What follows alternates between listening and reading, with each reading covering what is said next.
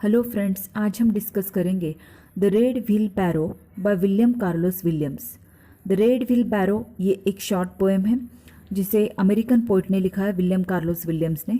इस पोएम को first time publish किया गया था 1923 में, और ये पोएम जो है इसमें सिर्फ 16 वर्ड्स है जिन्हें 8 लाइन्स में डिवाइड किया गया है। और जब ये पोइट्री जो है वो बेस्ट एग्जाम्पल है इमेजिस्ट पोइट्री का। अब इमेजिस्ट पोइट्री क्या होती है कि जब सिंगल इमेज को फोकस किया जाता है पोएम में तो उसे कहा जाता है इमेजिस्ट पोइट्री, और ये इसका बेस्ट एग्जाम्पल है। Okay, so let's begin with the poem. So much depends upon a red wheel barrow glazed with rain water beside the white chickens. अब वैसे देखा जाए तो ये डिस्क्रिप्शन बहुत ही सिंपल है कि बहुत कुछ डिपेंड करता है एक रेड व्हील बैरो पर, जो कि ग्लेज्ड विथ रेन वाटर है, मतलब जो कि ब्राइट हो चुका है रेन वाटर की वजह से। मे बी रेन ड्रॉप्स जो है वो उस व्हील बैरो पर है और सनलाइट पड़ने की वजह से मानो जैसे कि वो व्हील बैरो शाइन कर रहा हो, जिसके बाजू में कुछ वाइट चिकन्स है। वर्ड टू वर्ड मीनिंग इस पोएम का कुछ ऐसा है। अब देखते हैं इसका डीपर मीनिंग। अब सबसे पहले तो नोटिस करने वाली बात यह है कि जब भी हम कोई नया सेंटेंस लिखते हैं या बनाते हैं तो उसका हम हमेशा फर्स्ट लेटर कैपिटल लिखते हैं, लेकिन इस पोएम की फर्स्ट लाइन का एस जो है वो स्मॉल है। तो क्या ये बाय मिस्टेक लिखा है? Definitely not. इसका मीनिंग है, ये दिखाता है कि ये पोएम जो है ये एक्चुअली कंटिन्यूशन है। मे बी पोइट के थॉट में, मे बी पोइट के माइंड में कोई थॉट चल रहा था, और ये जो हमारे सामने है it is just a glimpse of the thoughts which were going in the mind of William Carlos Williams और द पोइट।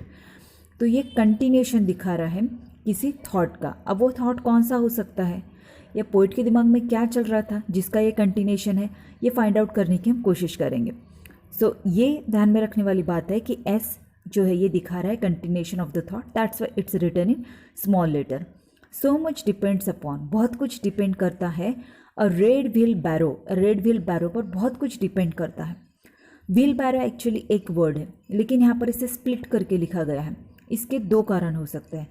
पहला तो ये कि व्हील बैरो जो है, मे बी यहाँ पे पोइट इस इमेज को स्ट्रेस करना चाहता हूँ या इम्पोर्टेंस ऑफ व्हील बैरो को स्ट्रेस करना चाहते हो, इसलिए इसे अलग स्प्लिट करके लिखा गया है। दूसरा कारण ये हो सकता है कि जब हम किसी प्रोसेस को या किसी चीज़ को स्टडी करते हैं तो अगर हम उसे पार्ट्स में, अगर उसके इंडिविजुअल पार्ट्स को हम स्टडी करें तो we can get a better idea of the whole. For example, मान लो कि कोई टेबल है। अब टेबल कैसे बनता है? वुड से बनता है, उसमें नट बोल्ट्स होते हैं, मे बी उसके अपर सरफेस जो है वो ग्लास का है।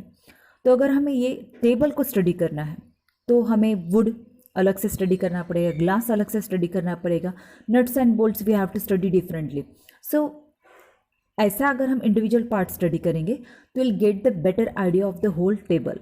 तो मे बी शायद पोइट ने यही स्ट्रेस करने के लिए इस वर्ड को स्प्लिट किया है। अब सो much depends upon a red wheel, actually जब ट्रैक्टर्स का इन्वेंशन नहीं हुआ था तो उस टाइम पर ये व्हील बैरो जो काफ़ी बड़े पैमाने पर यूज़ होते थे। अब इन व्हील बैरोज की सहायता से क्या होता था कि सामान को एक जगह से दूसरी जगह पे लेके जाना, क्रॉप्स को एक जगह से दूसरी जगह पे लेके जाना बहुत आसान होता था, क्योंकि उसमें व्हील लगा होता था, तो लोड को जो है वो कैरी नहीं करना पड़ता था। तो मे बी यहाँ पे ये बताया जा रहा है कि फार्मिंग के बहुत सारे वर्क जो है वो इस व्हील बैरो पर डिपेंड करते हैं, जिसकी वजह से काम आसान हो जाता है। तो it's very important in farming. Glazed with rain water, अब ये व्हील बैरो जो है ये कोई प्रीशियस ज्वेलरी तो नहीं कि जिसे हम वार्डरोब में रखें। ये डेफिनेटली बाहर ही कहीं पड़ा होता है, इसका कोई इतना ध्यान नहीं रखता है, जबकि ये बहुत ही काम की चीज़ है। अब इट है because it's important in the daily work. तो डेली वर्क में काम में आने वाली एक मामूली सी ये चीज़ है, लेकिन ये बहुत काम की है। शायद इसलिए बाहर रखा हुआ है व्हील बैरो, जिस पर बारिश की बूंदें जमी हुई है और जिसकी वजह से अब वो शाइन कर रहा है क्योंकि उन पर सनलाइट पड़ चुका है। बिसाइड द वाइट चिकन्स, अब इस व्हील बैरो के आसपास जो है कुछ वाइट चिकन्स है। अब ये जो डिस्क्रिप्शन है कि व्हील बैरो रेन वाटर में है या उस पर रेन वाटर की बूंदें जमी हुई है और उसके आसपास चिकन्स है, वाइट चिकन्स, ये बताता है कि जो डेली यूज़ में फार्मिंग में यूज़ होने वाला एक छोटा सा टूल है, लेकिन जो बहुत इम्पॉर्टेंट है, उसे इतना इम्पोर्टेंस नहीं दिया जाता। पोएट ने उस पर पोएम लिखी है और उस पर ये जो बताया हुआ है कि so much depends upon wheelbarrow, तो it enhances the importance of a very petty tool that is the wheel बैरो। अब ये रेन वाटर और वाइट चिकन्स ये रिप्रेजेंट करते हैं नेचर, या हम कह सकते हैं लाइफ, और इसके opposite red wheel barrow, red wheel बैरो रिप्रेजेंट करता है इसके अपोजिट आइडियाज। ओके, ये रिप्रेजेंट करता है अर्बन, क्योंकि इन्वेंशन ही टेक्नोलॉजी का है। Wheel is very important here, क्योंकि व्हील का जब इन्वेंशन हुआ था या व्हील जब डिस्कवर किया गया था तो it was very important discovery, क्योंकि इसके वजह से क्या हुआ था कि इंसान का काम काफ़ी आसान हो चुका था। अब रेन वाटर भी एक्चुअली वन वर्ड है जिसे स्प्लिट करके 2 शब्दों में लिखा गया है। इसके पीछे वजह यह है कि the poet wants to tell us कि जो मैक्रो कॉस्मिक बड़ी बड़ी चीज़ें हैं हमारे आसपास, maybe we want to know about the universe, तो कुछ भी अगर हमें बड़ा पता करना है तो we have to start with the small parts of the big whole. अब इस पोएम के थ्रू पोएट जो है वो मे बी फार्मिंग और एग्रीकल्चर का इंपॉर्टेंस हमें बताना चाहते हो, या he wants to appreciate the farmers, the labourers, those who work in the agriculture and farming field.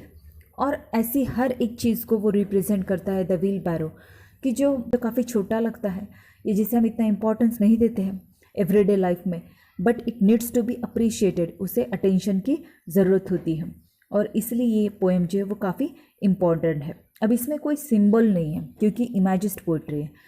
Images जो प्रेजेंट की गई है इसमें, maybe the wild chickens, wheel barrow, rain water, ये सारा जो है, specially the wheel barrow because that is what the title is given to the poem, ये इमेज जो है it is the image is described, and whatever the meaning you want to get through the poem, it solely depends on the mind of the reader.